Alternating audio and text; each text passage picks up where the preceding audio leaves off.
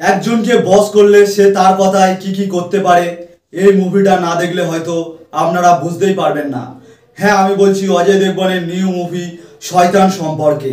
তো আমি শয়তান মুভিটাকে দেখলাম এবং এই মুভিটা কেমন সব কিছু থাকছে এই ভিডিওর মধ্যে।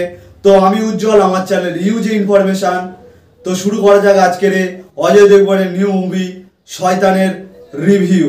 এই শয়তান মুভির মধ্যে ভূতের কোনো সিন নেই, বাট কালা জাদুর যেই সিনগুলো রয়েছে দেখলে অবশ্যই আপনাদের ভয় লাগবেই।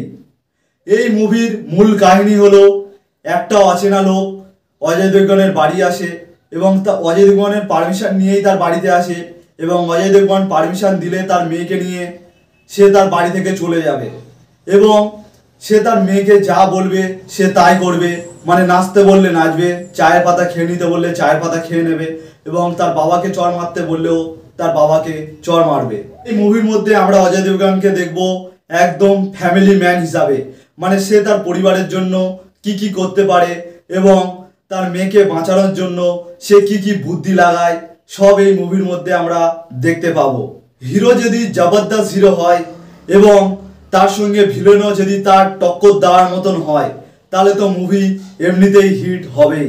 মুভির মধ্যে অজয় দেবগনের অ্যাক্টিং কেমন হয় আমরা তো জানি, তার সঙ্গে আর মাধবন স্যারের অ্যাক্টিং যা দেখলাম একদম সেরা সেরা লেগেছে।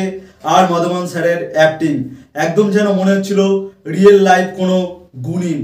মুভির মধ্যে প্রত্যেকেরই অ্যাক্টিং জবরদস্ত ছিল এবং বলিউডে যাকে আমরা কখনো দেখিনি, মানে জানকি বদিওয়ালা, তার অ্যাক্টিং যা লেগেছে আর এরকম টপ টপ অ্যাক্টারদের সঙ্গে তার অ্যাক্টিং দেখে যেন মনে হচ্ছে না বলিউডে সে প্রথম অ্যাক্টিং করছে।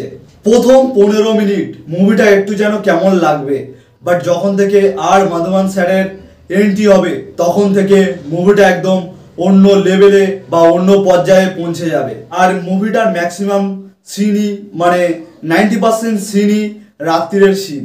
আর অজয় দেবগনের এই শয়তান মুভিটা সত্যি আমার পার্সোনালি খুবই ভালো লেগেছে। অজয় দেবগন তার মেয়েকে বাঁচানোর জন্য এমন এমন বুদ্ধি বার করবে যেগুলো দেখে মুভির মধ্যে সত্যি খুবই ভালো লাগবে।